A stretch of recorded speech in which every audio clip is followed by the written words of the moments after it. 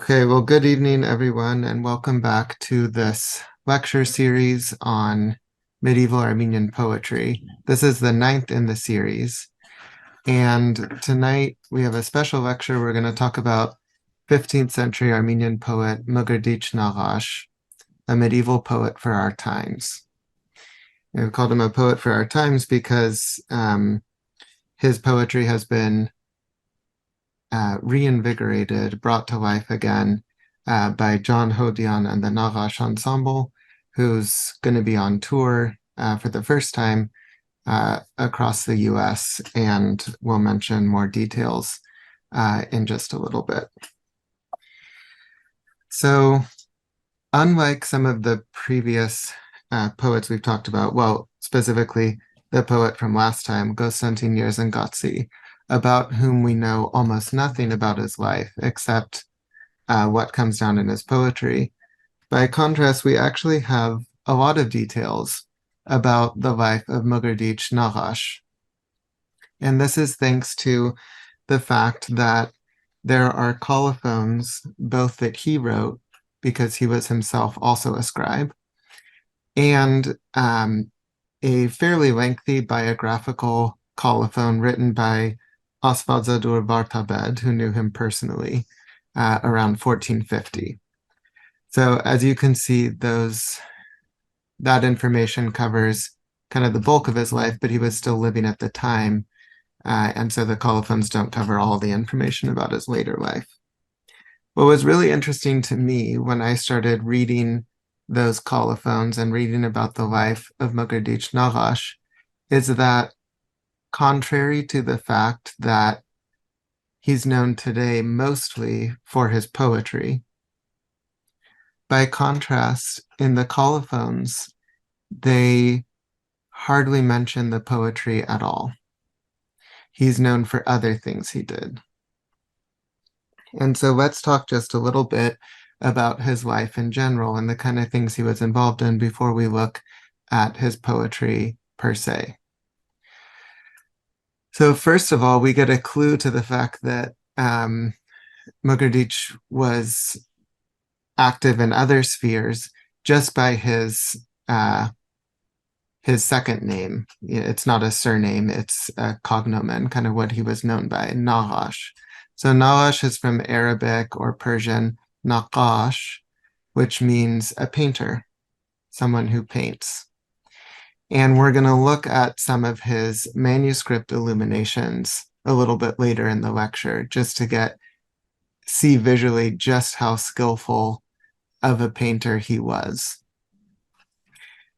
He was born into a clerical family in a small village called Por, which is in the Baresh province, Bitlis Baresh, and he received a monastic education. So here's kind of a 20th century map. He later became the bishop of Amida, which is Diyarbakir, Dikranagert. And so Por is right next to Bitlis. They're on the map, just to the west of Lake Van. And then he was the bishop of Diyarbakir. Here's another more detailed map of that area kind of blown up. So you see Por, the small village next to Baresh, Bitlis, right next to Lake Van. And then to the southwest, Diyarbakir. So he was not just a priest, but a celibate who rose to the rank of a bishop. And he was ordained the bishop of Diyarbakir in 1430, right around 1430. He lived through an extremely tumultuous period, and he was celebrated in the colophons for the work he did as a bishop to provide for his community and people. He interceded on their behalf among the various rulers of the period. He helped to renovate the buildings and other structures in the vicinity of Diyarbakir, and was responsible for building a magnificent cathedral in Diyarbakir, which was later destroyed and then rebuilt and then destroyed again after his life. He also lived through some incredible tumultuous times, not just politically, but in terms of a pandemic, a plague that raged through the region in the middle of the 15th century, and subsequent famine that was caused as a result of that. He saw lots of death and suffering. And some of this came out in a colophon that he wrote, which he called a testament, Gadog, for later generations, to record both the suffering he saw and the experiences that people went through, dire, dire conditions. And also to talk about the work and efforts he did to try to relieve the suffering of people in his capacity as bishop.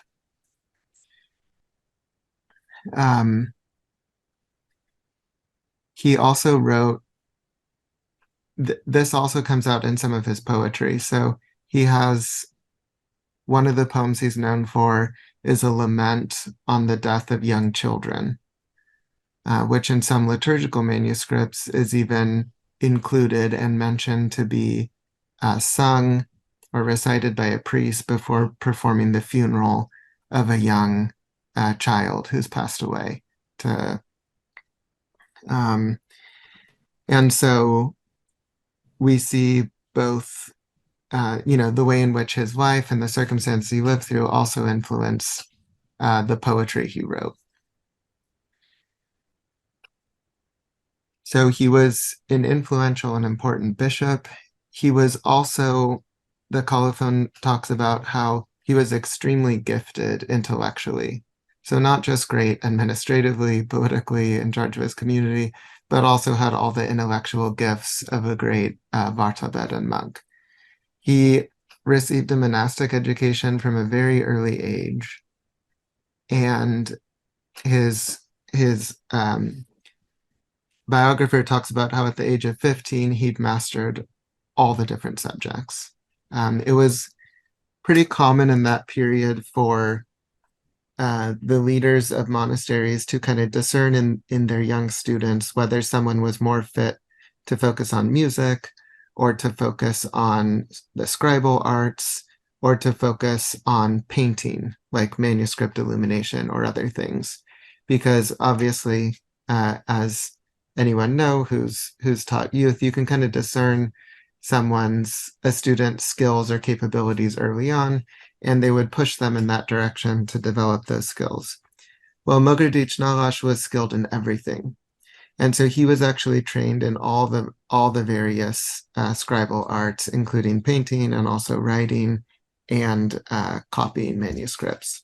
And so there's a number of manuscripts that come down copied by him and also painted and illuminated by him.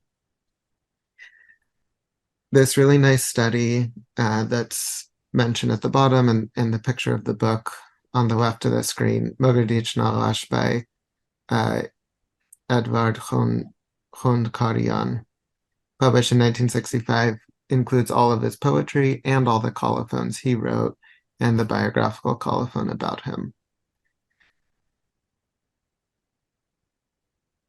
So let's take a look at some of his manuscript illuminations. This is from a complete Bible, which he did the illuminations for. And it's currently kept in the Mkrtich Library in Venice. The manuscript was created between the years 1418 and 1422. So before he was a bishop, he would have been in his basically late 20s when he illuminated this manuscript. And you can see just the great detail and great skill that he had as a painter, and you can see why he became known as Mkrtich the Painter in these beautiful full-page scenes. So on the left, the family tree from Adam to Christ. So, in the beginning of the book of Matthew, it talks about the whole genealogy of Christ. So here's the kind of visual depiction of that. On the right, a couple scenes from the gospel near the end of Christ's life, the kiss of Judas on the top half, and Christ before Pilate for judgment on the bottom. And also you can see on the bottom right being flogged.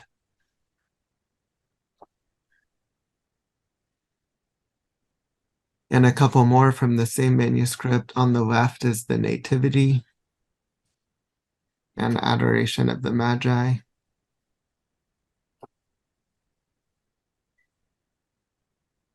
And on the right is the presentation at the temple. So just recently we celebrated Diarnan Tarach, the feast of the presentation at the temple. So here's the manuscript illumination for it. And you can see Simeon holding Christ in the picture, kind of handing him off back to his mother or taking him from his mother.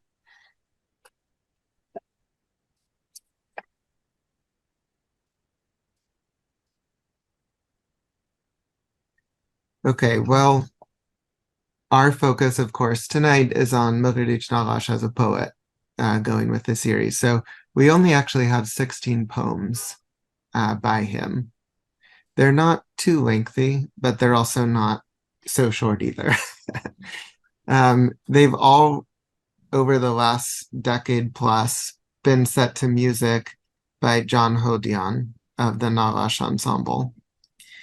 And the poems treat various themes or different genres. Some are allegorical, containing spiritual meaning or the celebration of scriptural or figures of the Christian scriptural tradition, but in allegories, particularly using nature. We'll look at one of those. And then the bulk are paraenetic or ethical wisdom poems meant to instruct and teach the reader. And finally, there's also laments. I mentioned the lament on the death of young children. That's one of his most famous poems. These poems were not just written to be read, they were indeed written to be sung and performed. And in some of the manuscripts, there's chaz notation, so chanting notation that goes with some of the poems. And so we know for certain they were performed, they were sung, and we don't know what those melodies were and what those singing was. So when Johnhodiana of the Knowledge Ensemble, went to set them to music, he didn't have any original melodies or anything like that he was working with. He kind of combined, his training in classical composition and also incorporating Armenian instrumentation and some themes to create a kind of unique recreation of the music, not meant to sound like what they would have sounded like back then, but just to use this material and create something new today. And we'll listen to a few snippets from some of the recordings of the poems that we'll read. So just to show, here's the first time, it's the first time actually that the Knowledge Ensemble will be touring in the US. And earlier I shared the links, and I'm going to do that again in the chat just so everyone will have it.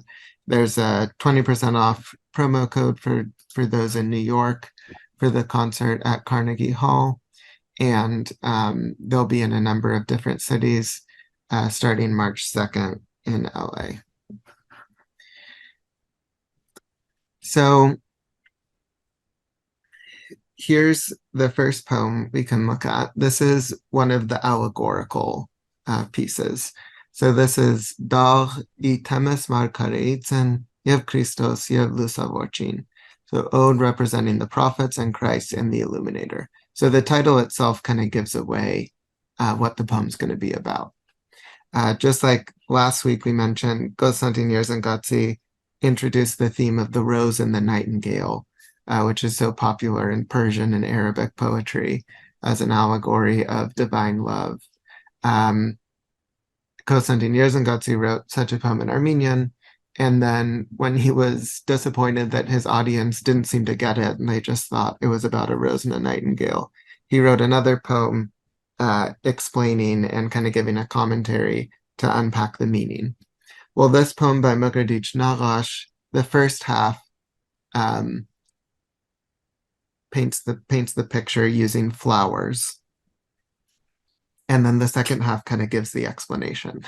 So he kind of does it all together in one poem. Zinch vor keretsig zach gunkain, amen knatzin. Zaig min al hans knatz, vor amen zach gunk iznalatzin. Zaig an anush choduner, vor amen ashchares lesetzin.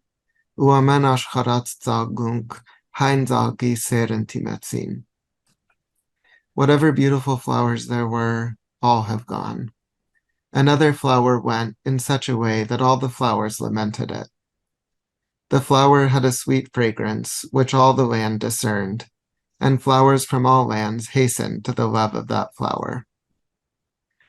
Voman kein zachgi sirun chortzan utartzan terin, pazunk ein zachgi sirun zachetzan kan uznashtarinin. Sein zaigen asvaz yered, navomank uzraderen chimatzin.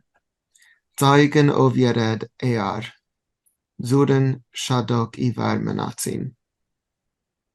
Some from love of that flower dried up and turned yellow. Many from love of that flower blossomed more than the elm. God it was who gave that flower, though some did not perceive its worth. The one to give the flower took it back. In vain many waited below. Zaigen Hans der Kanatz, voramen Zachu Chentatzin. Hazard queenes queen zachgunk, hein zachgi seren jorovin. Zachgunken hein zachgi sirun, shagarin u shochain. Amen zaigen yur kunoven, ein zachgin kaluchtenein. The flower went to such a place that all the flowers rejoiced. 1,000 flowers, hue on hue, thronged to the love of that flower. From love of that flower, the flowers gathered dew and glistened. Every flower according to its hue. They bowed their head before that flower.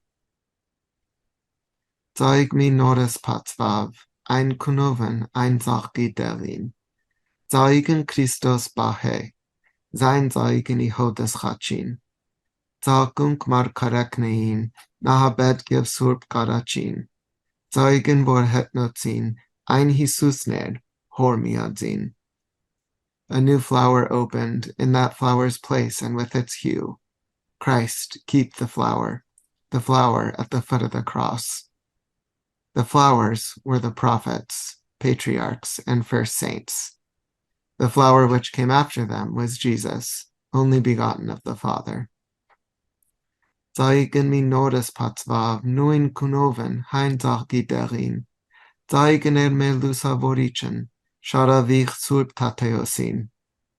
Naghash, te tu chelkunes, mi dara tu karnan zachin, u kunovk mi baitzarlinin, choranan utarnan terin. A new flower opened in that flower's place and with its hue. That flower was our illuminator, a shoot of Saint Thaddeus. Naghash, if you have sense, give heed to the spring flowers. Though they are bright in hue, they dry up and turn yellow. Hanser zaig milinir, vor dane hovnu kamin, zaig ler parikunov, vor bedurdas tu hokvov. Do not be an unrighteous flower, so wind and breeze may carry you off. Be a flower with good works, to bring forth fruit in the Spirit. I think he used the word flower about 100 times in the poem, but you can see, so as he says, the prophets were these flowers he's talking about. So essentially the flowers are those who carried the message of the word. to people. And then everything kind of comes up in a climax to Christ, where he says, the flower which came after them was Jesus, only begotten of the Father. But then you can see the story doesn't end there. In that same tradition, just as we saw in the historical works last semester, Armenian Christian history is viewed as a continuation of sacred biblical history. In the same prophetic spirit, or the same spirit that illumined the prophets, is at work today in the church, illuminating those who come after Christ, his apostles, and the later figures of the tradition. And so you see he talks about that flower was our illuminator, a shoot of St. Thaddeus, so a new flower coming after the flower of Christ. He mentions Gregory the Illuminator and St. Thaddeus. So St. Thaddeus, of course, was the first apostle to the Armenians. And it's very interesting, this connection where he says, our illuminator was a shoot of St. Thaddeus. What's the connection between St. Gregory the Illuminator and St. Thaddeus? You know, St. Gregory the Illuminator was Parthian. Thaddeus was a Jew from Palestine. You know, there's no biological connection there. So what is the connection? Well, obviously, St. Gregory the Illuminator continued the work of Thaddeus. But Movses Horonatsi, in a little passage where he talks about St. Gregory the Illuminator, mentions this on the right. Listen to this. He says, here I repeat a story of the wonderful old man who said, I have from my ancestors the tradition, son receiving from father the remembrance of these tales, like those of Olympiodorus about Daron and the mountain called Sin. Now when Anak is St. Gregory the Illuminator's father. When Anak was dwelling in the plain of Ardaz, he happened to spend the night by the grave of the holy apostle, by the grave of St. Thaddeus, which was under the innermost room of his tent. And there they say the mother of our holy and great illuminator conceived. Therefore he, Gregory the Illuminator, received the grace of that same apostle, St. Thaddeus, and having been begotten beside his grave, he completed what was lacking in his spiritual labors. So Mkrtich Naghash seems to be, alluding to or writing in the same tradition of seeing St. Gregory the Illuminator as connected in this real tangible way with St. Thaddeus. It's also striking in the colophon that's the biography of Mkrtich Naghash. The biographer opens with these lines, or near the opening of it. He says, when every flower had withered and every leaf dried up, God revealed to us an unfading flower whose fragrance filled the whole world. Oramenain zalik taramyaler yevamenain derev tsamakyal haitniat mezasvaz zalik antaram boro anushahodutunen yelitzes diazeres amenain. And this is a reference to Mkrtich Naghash. So I don't know if we don't know if he'd written this poem already, or referring to people as flowers is follows a biblical tradition, because flowers they bloom for a day or two and then they pass away, and that's like the span of a human's life, in the eyes of God. And so, but it's really striking how if we put that poem together and this little snippet, it's like Mkrtich Naghash, he too was a flower, just like in the line of these prophets, illuminating and bringing spiritual truth to the Armenian people. Well, let's hear how this one opens. We'll just listen to the very beginning in the composition of Johnhodiana Ensemble.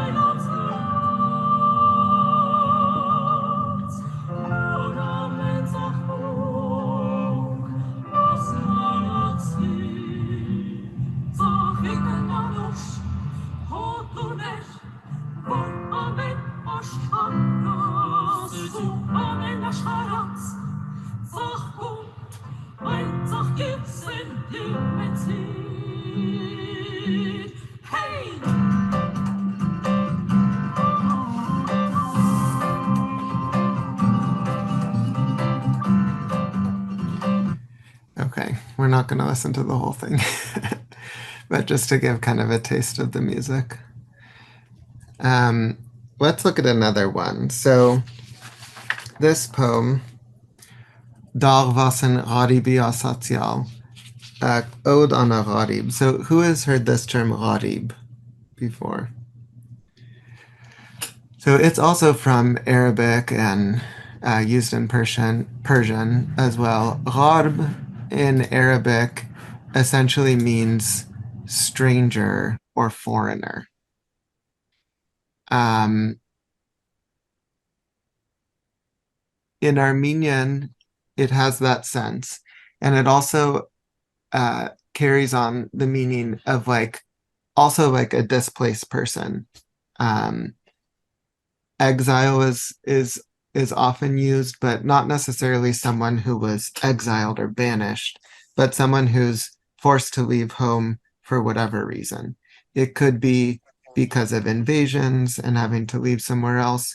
It could be because you were an itinerant worker who went to go work in some other area and send money back home. That starts to become a more common reality and part of the Armenian experience in this period. And you can imagine all the difficulty that came with that, being a migrant worker or an immigrant in a different area. We know, all throughout history, all different time periods, all different cultures, strangers, foreigners, aliens, migrants, they generally have a difficult time. And so he himself was a migrant in the sense that he was a gharib, in the sense that he left Por and went to Diyarbakir, Amida. So he knew what it was like to live away from his own home. And he observed this happening more and more among his fellow compatriots, Armenians of the time. And so he wrote a number of different poems that have this theme or take the subject of the experience of the gharib. And he was essentially the first that we know of to write about this subject, which was somewhat of a new experience as well among Armenians and increasingly popular. And after him, more and more poets would take up this theme. And of course, some of these gharib songs or poems became popular even into the modern period. Golmidas set some of them to music and others.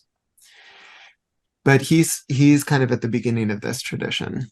And what's interesting about it is he's not content to just write about it, as a physical human experience, but also as something that's representative of the experience of all of us in this world as strangers in this land, which the world is not really our home, that kind of theme. And we'll see that come out in the end of the poem.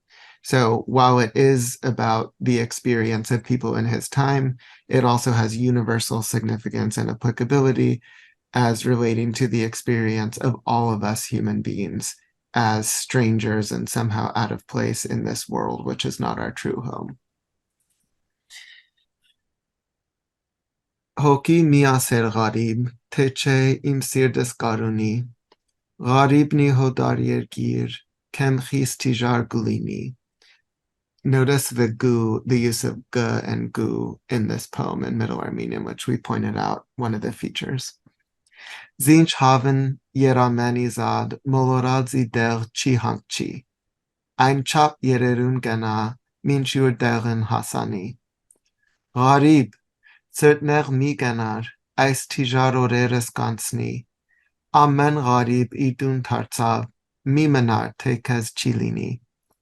Zasvad vormad gasen, gogormi amen gharibi. Kez al oknaganlini, borhasni sirdit muradi. Soul, don't say gharib, or else my heart will bleed. A gharib in a strange land has a hard time indeed. Like a bird that strays from its flock with nowhere to rest, disoriented until he reaches his end. Gharib, don't take it to heart. These difficult days will pass. Every gharib has made it home. Don't worry, you will too. They say God is merciful and will bless every gharib. May he also help you realize your heart's desire. Notice the word for desire here is murad, which is a Persian, I think, word. So all throughout these poems, you see the use of Persian words, which would have been common in the spoken language of the time, and now they're making it into the literary language for the first time. Hoki am tu lavgasas, sirdese sev kanas kordzali, I ghaributian darden, yeresis kunin gukari. Horjam yesi mi dadzem, zimyach parken uzim siraliken, hokis peranis garnu, kagdalo jarak michuni. Gharib, Rusa mianer, Rusayan Martin Chishahi. Shat manu Rusa gane, Ishahin deren guzeni. Rusan shadot pere, Itzaven Martin merani. Zint sirden vor hasratuni, Amenen mahrum gulini. Soul, though you speak well, my heart is blacker than coal. The pain of exile has drained the color from my face. When I think of my brothers and my loved ones, my soul leaps to my mouth but cannot escape. Gharib, do not be anguish. One gains nothing from anguish. Many children agonize for nothing. That leads them nowhere. Anguish brings pain to many, and pain brings death. The longing heart is the most cursed. Avar az gharib nasem vorhodarir girgulini. Achern ardasvokili yeresni var gutapi. Horjam imejlis nesti angaskad serdik naruni. Zacherni polornadze garevoryev zoknachuni. Am menkesenk gharib yachpark haideni martisk chuni. Havasar kanaluenk menk zi eingyankne mez haideni. Astenes kez jarara voranden hokichi danchi. Besurpken kez yachparshine uz reshtagken arasireli. Alas, to the gharib I say, though in a foreign land, with eyes full of tears that stream down his face, when he sits with others, his heart bleeds for sure. He looks to everyone, but has no one to call his own. We are all gharib's brothers. No one ever has a homeland. We all together will depart, because that life is our homeland. Find the way here on earth, so that your soul is not tormented in the hereafter. Make the saints your friends, and turn the angels into loved ones. So if you kind of read it closely, you can see that the poem is essentially a dialogue between the soul and the gharib. So we can also interpret this as the soul or spirit, the spiritual side of man, and the material or physical side of man. So it's the material and physical, in your material and physical existence that you experience, suffering and isolation, but your spirit or soul remains above that. And here the spirit or soul is trying to comfort the gharib or the physical. And the gharib is arguing back that no, you don't get how hard it really is. So I also want to point out about the language that, if you speak modern Armenian, you can understand almost everything here without much effort or conversion. And this is written, all the way back in the 1400s. Especially if you're from the Middle East and know some Persian or Turkish or Arabic, this is very, very similar to the modern language today. And so very, very accessible from that perspective. I also wanted to point out in this very last stanza, so this translation is from the 3-volume set of the poems, or the CDs of the Naghash Ensemble. What's really great about these CDs is that they all come with booklets, and in the booklets are the original Armenian texts, as well as English translations and French translations of all the poems.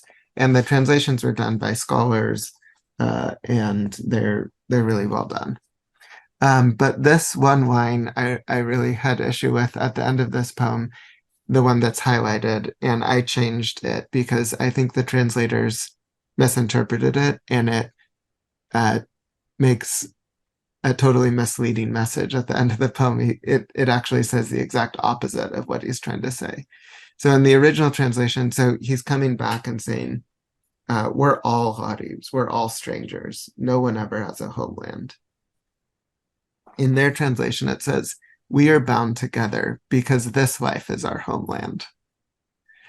But look at the Armenian. Havasar kanalueng menk, zi ein gyankne mez hayrani. So we're all of us gonna depart, as in like pass away or go. Kanalueng menk, zi ein, because that life, i.e. the one in heaven or on the other side of death, however you understand it, is a homeland for us. And then that contrast continues. So find your way here on earth so that the soul isn't tormented in the hereafter. You see the asten and anden. So asten here, anden there. So it's this whole contrast between the here and the hereafter. Okay. So let's listen to this one. This is the very first poem, or the very first song in the very first CD. Let's see.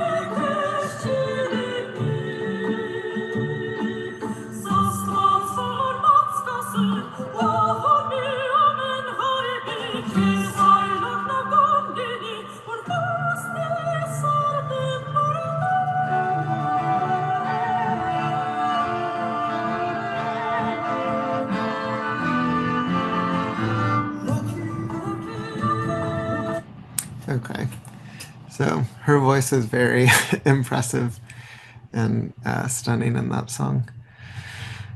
Um, let's look at the last poem, which is a different kind of subject matter, or maybe even an extension of the same, which is essentially wisdom poetry that's meant to instruct the reader and really builds on the genre of wisdom literature that we know from the Bible, associated with the books associated with Solomon. So Proverbs, Ecclesiastes, Song of Songs. Um, and one of the first to write wisdom poems in Armenian was Anania of Naghash, who I wrote my dissertation on, and we talked about earlier in the series as the abbot of Naghash Monastery and the teacher of Saint Gregory of Naghash. And he was commissioned to write on a number of topics by the bishop of the time, who later became Catholicos, Hachigar Sharuni. And one of the works he wrote was called On This Transitory World, Vasanansa Vorashcharis. So the general subject matter here, which is one of the favorite themes of medieval poets, is the transience of earthly life, how nothing here lasts and endures, everything passes away. And so to live for and store up, as Christ says in the Gospels, treasure in heaven, is kind of the message of most of these poems. And they're very, very powerful. And they play a lot with the senses, the physical senses, and trying to lead the reader and the one reading the poems into an appreciation for spiritual goods, which are perceived by the spiritual side of man, as opposed to the what's perceived through the five senses. So his Anani of Naghash, this work of his starts out with this. You can see kind of the commission that came from then Bishop Hachigar Sharuni. Moreover, you ask this: how can a person separate their mind from earthly things and despise this life, which is passing away, and only desire God and his kingdom? So then, if you desire to overcome the world and not be ensnared in the illusions of this present life, then take counsel with yourself in your mind and prove with wisdom how human life is empty and transitory, and all that is present is passing away and will vanish like a dream. And then a bulk of the work talks about different scenes related to, eyesight and vision, related to, touch and pleasure that comes through those, and talks about how nothing lasts, nothing can really be held onto physically experience pleasure, and it all passes away so soon. And you're meant to meditate on this poems to help instruct your mind to pursue higher things. And I just picked a couple little stanzas from later in the poem because this next poem that we're going to read by Mkrtich Naghash uses the exact same theme and kind of scene in one of its stanzas. So Anani of Naghash is writing about these great rulers who built these beautiful constructions. At his time, Gagik Artsruni, King Gagik Artsruni, was there building Achtamar, the church of Achtamar, which is still there today on Achtamar Island, and an even more impressive structure, which was the palace of Achtamar, which was destroyed and isn't there anymore. But he would have seen really impressive building projects. And he writes, Shinyat Saradas Pasmadzach Siavailuches, Hedovach Janyal Yetoga Verag, Ansanen and Einmarti Gevasen, Urartiok Itzen, Shinoch Sora Yavailoch. Yevchik inch Heis Gyankes Hastadun, Alamenein inch Popocha Gane Vorbesestver. Yevorbes Jarak Vori Tuznake Shichani, Aisbes Yevgyank Martgan, Hangards Parna Imicho. So this is just a little snippet from the poem. They built elegant constructions with much expenditure. Then they die and leave behind a ruin. People pass by them and say, where could its builders and those who enjoyed them now be? And there is nothing stable in this life, but everything is changeable, like a shadow. And like a candle snuffed out by the slightest thing, so also a human's life is suddenly removed from our midst. So let's see how this kind of theme is treated by Mkrtich Naghash, who wrote Vasan Unainu Tian Ashcharis on the vanity of this world. So you can see using the very word that from Ecclesiastes, vanity of vanities, all is vanity, Unainu Tian, Unainu Tians. So we know we're kind of dealing with that sort of subject matter.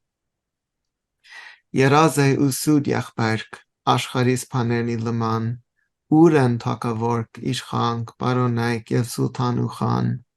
Shinetzin pertu karak, tarbasni ushad tadetsan. Hedo kem ander torin, umedani horvin zendan. Naghash mi chapir merok, mi tadir anasnel neman.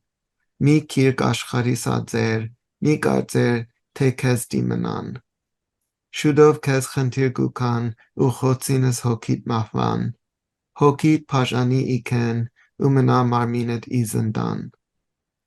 Ashcharis kem vafachuni, voch arere marto pari. Orig michenta guda, paitedo etarnu lezi. I think that should be legi. Ashcharis mi havadar, zorni pun kem sud guchosi. Zinch vor chostana pnabchi baher zur choskni deri. Shadot chostana hankist ubahe zorn yerermani. Shadot medzutun asatz ubahe achkad vanoti. Chape te urach bahem uarnem zorereti pari. Imechni zovundani ubahe idardarosi. Avurk mi vera ansni, lug mahun oren hasani.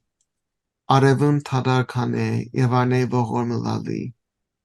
Avach zain avor mangadiken, vor tarzani ho vi poshi.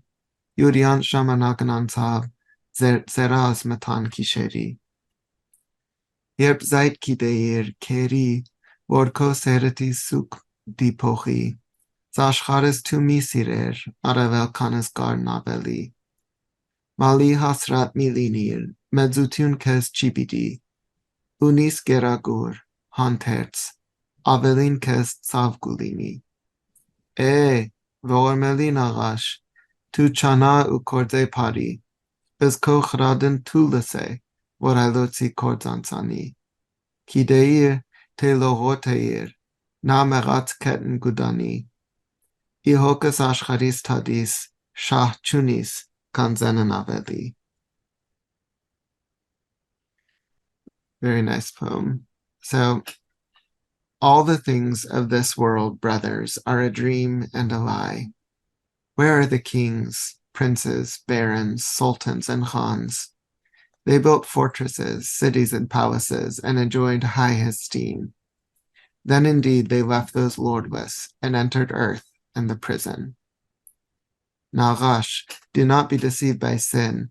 Do not be judged an animal. Do not embrace the things of this world. Do not think they will remain to you.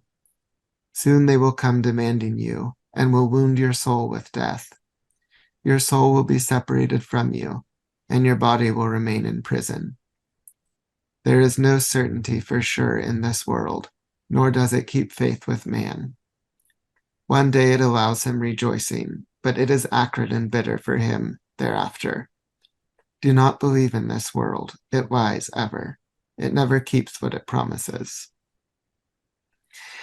So it's really fascinating how in the English here, it's like almost the same, a lot of the words as the Anani of Narek piece. But because this is Middle Armenian, a lot of the language and vocab is so different from what we know from, older Armenian literature and the Bible.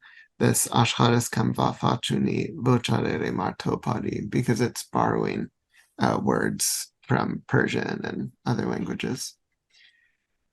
I just want to point out to this, the way the poets speak to themselves or refer to themselves in the poems is a very typical feature of poetry in this period, where he says Naghash and, talks to himself.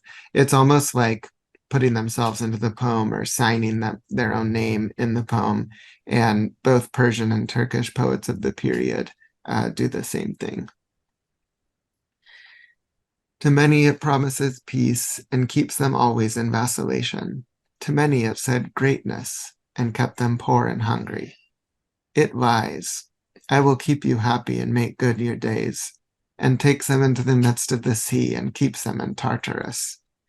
Days pass over and only death's day comes, and drains you empty of the sun and makes you pitiful, lamentable.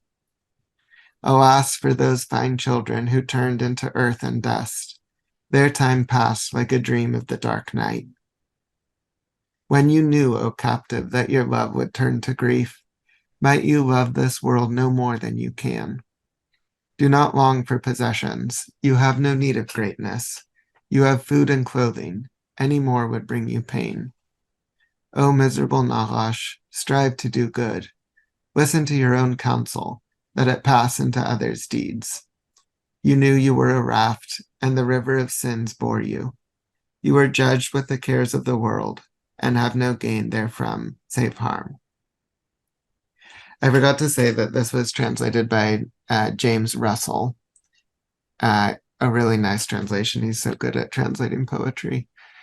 And you might read it at first glance and think like, oh gosh, it's so exaggerated, so extreme. But, of course, he's emphasizing, just how bad the world is and how you can be betrayed by it in order to help push people towards spiritual goods. But it also helps, remembering, especially in the 21st century, just if you read his biography, just how horrible the situation was for Armenians at this time, politically, socially, economically, even in terms of health, with famines, plagues that were so bad that there was even mention of cannibalism going on at the time because people were reduced to such dire straits. And so it's not just, literary devices, at play here in these poems. He actually lived through and saw the real suffering of people in this world. So this is Mkrtich Naghash. Let's hear just the beginning of this last one, just to hear kind of the variety of these pieces.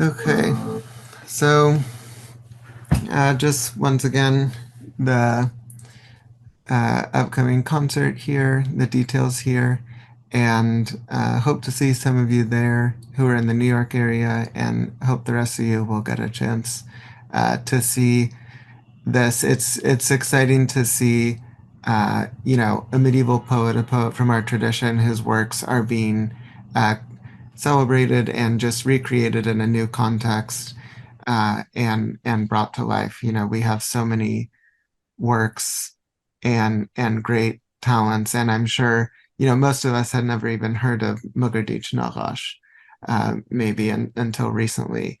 But you know, how many writers and poets and works we have like this that are mostly unknown. It's so great to see someone bring his works and just celebrate them and give them a life and a space to breathe in a new way.